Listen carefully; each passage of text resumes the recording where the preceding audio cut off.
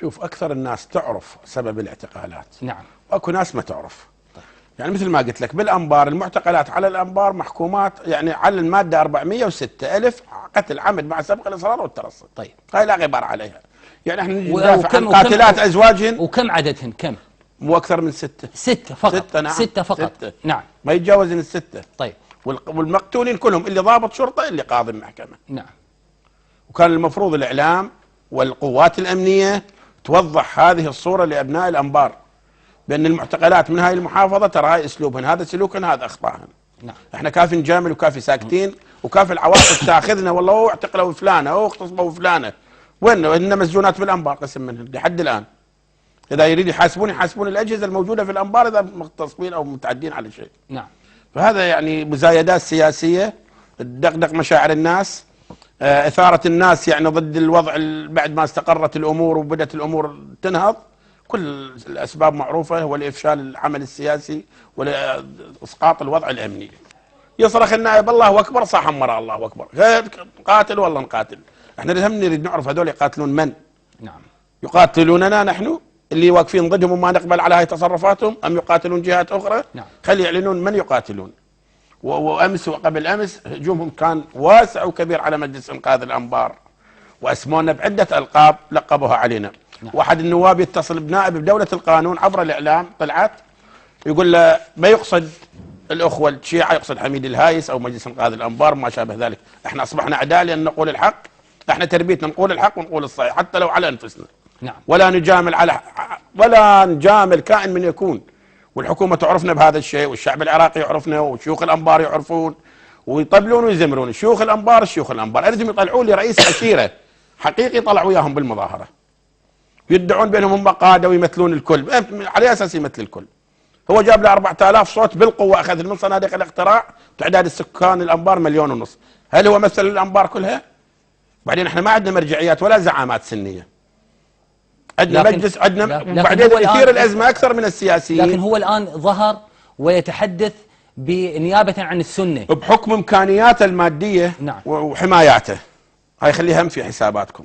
بحكم الامكانيات الماديه وتحريكها للشارع عبر الاعلام، ويملك قنوات فضائيه وظل يطبل ويزمر للناس، فالناس صدقته. بعدين يدعون بالوطنيه ويخونون ابناء عمومتهم ويخونون ابناء مناطقهم. انا ايضا اريد اثبت عليهم حقائق مهمه جدا. نعم. نحن خونه لان دافعنا، اسقطنا مشروع الطائفيه، لان اسقطنا ما يسمى بالدوله الاسلاميه اللي قسم منهم كانوا جزء من مشروعها. احنا نلتقي بسفراء اسرائيل خارج العراق حتى يدعمونا، حتى نمزق العراق نسوي 3 دول. احنا وطنيين ونبقى وطنيين وما نتنازل عن وطنيتنا. وعليهم ان ينتبهوا لانفسهم. ان كان يتصور عنده 10 من الحمايه يقتال بهم الناس، فاحنا لدينا عشائرنا وقبائلنا متمكنه ان تحمينا وتصدى لهؤلاء النماذج السيئه اللي لا يمثلون اهل الانبار. واقولها لا يمثلون. باي حق هو يمثل اهل الانبار؟ وبأي حق هو يتحدث بلسان أهل السنة؟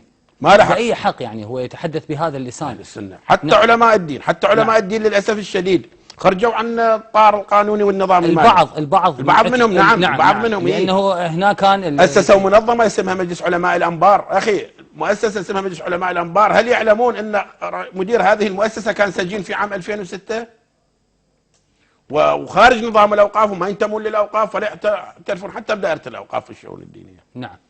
منظمة ويطلعون يطبلون ويزمرون وهتافات، وانت رجل دين بدل ما تهتف وتهوس احكي بالمعروف والمعقول. لا، وانت اصلا هدفك الاصلاح، انت رجل دين. ما نعرف يعني ما نعرف لبسه وهدوء ملابس يعني شد. هل هم رجال؟ احنا ما شايفينهم قبل بالانبار هم رجال دين. تفاجئنا معممين يقفون على المنصات. نعم. ويحرضون على العنف الطائفي ويحرضون على القتال ويحرضون باستمرار الاعتصام والتظاهر. زين انت تشوفون الدوله موفرت لكم كل الحمايه، انتم المعتصمين ضد الدوله. الدوله ده مخليت لكم حمايه مطوقتكم بكل مكان، تتجاسرون وتتطاولون على الدوله وعلى رموز الدوله وعلى اهل الدوله وعلى الشعب العراقي. نعم. والدوله موفرت لكم كل هاي الحمايه، ماذا تريدون منها؟ لو بغير دوله ماكو، تريدون نظام ديمقراطي؟ وين اكو ديمقراطيه؟ حتى بامريكا ماكو ديمقراطيه. ترفع علم الجيش الحر. علم الجيش الحر شنو علم؟ على اساس الجيش الحر بالانبار او بالمناطق السنيه كما يدعون. والله انذرهم. نعم. ننذرهم. واحنا على يقين تام ان بعض من الاجهزه الامنيه نعم. متواطئه معهم، وسيارات الدوله محمله احاديات يفترون بها ناس لا يحملون اي صفه لا رسميه ولا صفه سياسيه.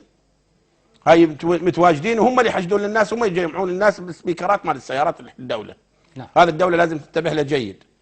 اما ظهور مسلحين هنا وهناك ويبتزون الناس ويخوفوها، هذا حلم يحلمون به. الناس متهيئه للتصدي لهم، حتى اذا الحكومه ما تصدى لهم، ابناء عشائر الانبار وانقاذ الانبار وكوادرنا جاهزه لهذا العمل. الرساله لازم تصل. اما نعم. يظلون بكيفهم يصرحون ويطبلون ويزمرون ويسقطون هذا ويتهموه بالعماله ويتهموه بالخيانه ويتهموه بالتواطؤ مع رئيس الوزراء. رئيس الوزراء قصد رضينا ما بينه ورئيس وزراء العراق. فاز بالانتخابات، جاب ما يقارب 800,000 صوت بس في بغداد لوحدها. نعم. من هنا نافس وجاب اكثر منه ووخر ما وخر احد هو عن مكانه. الشعب العراقي جابه ونصب رئيس وزراء. لا، وبعدين انت عندك حكومه لديها يعني مميزات كثيره جدا، بامكانك انه انت تتخذ اي وسيله للوصول الى الاهداف اللي انت تبتغيها، بعيدا عن الشحن الطائفي الذي ان حصل لا سمح الله فانه سوف يحرق مثل ما يقال الاخضر واليابس. فهذه الامور يجب ان تكون بعيده كل البعد عن الشارع، وعدم استخدام نعم. الشارع يعني وسيله للوصول الى الغايات. هذا لا يجوز، هذا نعم. لا يجوز، التحريض لا يجوز، الفتنه نائما عن الله من ايقظها. نعم. اكو امور مهمه يعني اقول له ان يحشون على فساد الدوله وقضاء الدوله وغير الدوله وغير الدوله. نعم. هسه لو ذهبت الى احد المجمعات الحدوديه، اخي قاموا يرشون حتى بالوظيفه. بالوظيفه يرشون. احنا ترى ما عندنا مجمع حدودي اسمه طرابيل. نعم. عباره عن واسطات، عباره عن علاقات، عباره عن ما ادري ايش، عباره ما ادري شنو، يفتحون مكاتب في الانبار للتشغيل. تعلم بهذا الشيء؟ من يريد يتعين في المنفذ الحدودي يدفع 30,000 دولار. هذا كلام أنا مسؤول عنه أمام الله وأمام الناس. نعم. اللي يتعين بالضريبة 25,000 دولار، اللي يتعين بالمصارف 20,000 دولار. تجمع عمال بهم من مواطنين الأنبار باعوا أراضيهم، بهم تكرم، حتى الأبقار مالتهم باعوا حتى يحصلون وظيفة في ذلك المكان، لأن أصبح هو الممول الرئيس حتى للتجمع هذا الموجود حاليا. كل معاون مدير او ما شابه ذلك او موظف في الجمرك يدفع 10 مليون ويسوي وجبه غداء باي حق. انت بالدوله وجزء من منظومه الدوله، عليك ان تحترم الدوله ومؤسساتها، مو تنجر وراء ناس لا يريدون الخير لهذه المحافظه. طيب وين موقف الاخوان اللي هم اعضاء مجلس المحافظه؟ وين دورهم؟ مجلس المحافظه صايرين فريقين. نعم.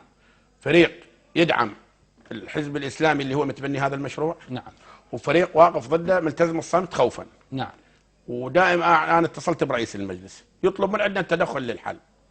زين تدخل للحل، اتخذوا قرار واضح انه لا تقبلون بهاي الامور الجايه تصير، وتلقانا احنا اول الناس مصدين. فاني انصحهم ان يتركون هاي السوالف. نعم. ويتجهون للصواب ويصالحون مع الدوله ان ارادوا ان يبقون جزء من مشروعها، وان ما ارادوا خلي يستقيلون ما بها شيء. نعم. يعني مئات الوزراء جالسه تستقيل بدول العالم، انت مو حاط ايد على الرحمن وايد على الشيطان. نظف نفسك واشتغل صحيح، واذا اعتقلوا حمايتك بامكان حمايتك، اذا ما عنده شيء يطلع. انا المتكلم امامك صدرت حقي مذكره بقبض على 4 ارهاب. نعم. شو لا طبلت لا زمرت لا حكيت.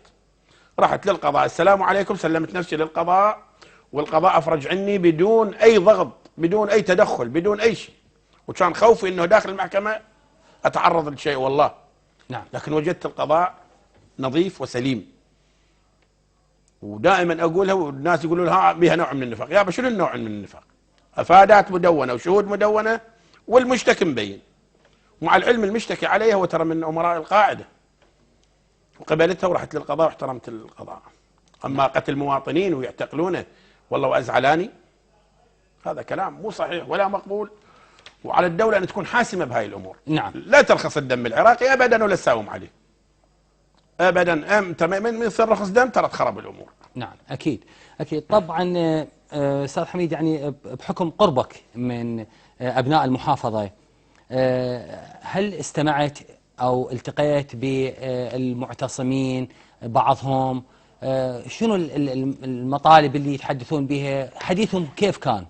مثل ما تسمع بالاعلام، اطلاق سراح المعتقلين. نعم. اجتثاث البعث. تهميش. نعم. هاي السوالف، هذا هاي ربابه يدقون بها من زمان. نعم. زين انا اريد اسالهم التهميش من يا طريقه التهميش؟ طيب. طريقة الميزانية ميزانية كاملة، طريقة موظفين يمكن عندنا بس الشرطة بقد جيش الجزائر، عدل جيش الجزائر واليمن. نعم. 30,000، لكن المنظومة ما جاية تشتغل بصورة صحيحة. زين، تهميش السياسيين، الأنبار بها 4 وزراء أو 5 ونائب رئيس وزراء. من شنو التهميش؟ وظائف هي هيك صارت الحياة، هكذا صارت. نعم. والتعيين بهاي الطريقة صار، وكل من يرضى ويتعامل بالصحيح، وماكو فرق هذا أو هذا. شنو اللي يمنع له وزير من أي مكان؟ شنو اللي يمنع؟ الا انا اصير وزير وانا اصير رئيس وزراء وانا اصير كذا وانا اصير كذا، وانه بيتهمونا بان نبحث عن مواقع. احنا لا نحتاج لا المال ولا الجاه، احنا اكبر من هاي السوالف كلها، ارجو ان يفهموها جيد. نعم. لو نريدها صرنا بها من قديم.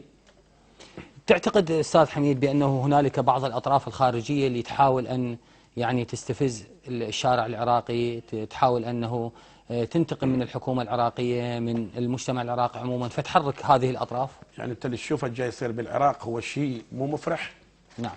من الديمقراطيه والحريه المطلقه، ودائما اقولها وين ما اقعد اقولها، حريه مطلقه تجاوزت الحدود.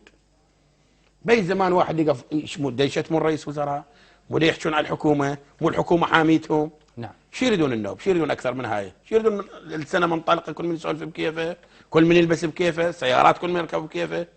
والله ما موجوده، احنا شفنا دول كثيره ما موجوده حتى بكل الدول اللي ديمقراطيتها 200 سنه و50 سنه كما يدعون.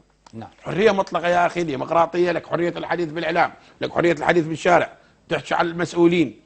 شو ما حد يسوى لك مشكله. يعني على مود اعتقال فرد او فردين او 10 او 20 اخرب مجتمع، هذا ما يجوز ولا مقبول. كان يمتثلون للعدل وللقضاء وهي تنحل القضيه. لكن يعني يبقى الامر ان هنالك بعض الجهات اللي تحاول ان تستفيد من اثاره المشاكل داخل المجتمع العراقي بين فتره واخرى من اجل ابقاء الحال مثل ما هو عليه، من دون تقديم اي خدمات، من دون تقديم. مستهدف. نعم. مستهدف من بعض الدول العربيه. نعم. مستهدف من اسرائيل، وهي معلومات مؤكده وموثقه. نعم. هناك ناس قاعده خارج العراق لديها علاقات مع السفارات الاسرائيليه، ودا يسيرون ودا يدعمون بالمال، ولا معتصمين عدد خلينا نقول 2000 او 2005، خلينا نقول 3000. نعم. المتظاهرين خلال يوم واحد يجمعون مليارين، المتبرعين لهم دعم 2,000,000,000 دينار عراقي خلال يوم، بس فتحوا باب التطوع. وهل يدرون اللجان الشعبيه الداعمه هم موظفين بالدوله الحكومه؟ بس هذا فد امر خطير جدا. طبعا خطير، لان الحقيقه ما تصل الدوله اخي. نعم. احنا مشكلتنا المدن نقول الحقيقه للحكومه المركزيه حتى تتخذ اجراءات به. المن هاي الاموال انجمعت؟ هل هي لشراء سلاح؟ هل هي لدعم مقاتلين؟ هل هي لدعم الناس الفقراء؟ او لتأجيج وضع؟ يجمعون تبرعات يعني مبالغ جدا ضخمه، هاي بيوم واحد، ويشارك بها بعض الاطراف الداخليه شاركوا والخارجيه. بها موظفين الهيئه العامه للجمارك بالدرجه الاولى، اللي كل واحد قسم منهم وقع عليه 10 مليون، قسم 20 مليون. طيب شلون الطريقه اللي يتم بها جمع الاموال؟ هذه مهمه. سووا بشكل اللجنه، لجان لجمع الاموال. طيب اعضاء مجلس المحافظه اللي هم المفروض يكونون يعني هم الامناء على اداره المحافظه، اعضاء مجلس المحافظه لا حول ولا قوه. طيب يعني اصبحوا ضعفاء امام هذا التيار، اصبحوا الان ضعفاء وبيناتهم انشقاقات كبيره، بحيث ناس تريد انهاء الامر، ناس تطبل لنفسها لا تفوز النوب تصير اعضاء مجلس محافظه. ترى القضيه ما بيها. ولا انا اعرف ناس لا لهم علاقه لا من بعيد ولا من قريب بكلمه تكبير، قاموا يكبرون. وانت البارحه كنت مدري وين حاشم نقول بوجه التخم. نعم. تي هسه انا اصير اسلامي براسي، لا تصعد على مشاعر الناس تدقدق عواطفها.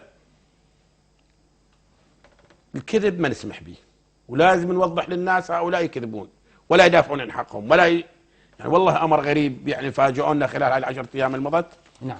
مجلس المحافظه المفروض يغير سياسته واسلوبه، مع العلم المجلس فيه ناس جيدين وعناصر ممتازه. اكيد لكن مع الاسف ما اعرف سكتوهم ذولا او خافوا منهم او بالتهديد.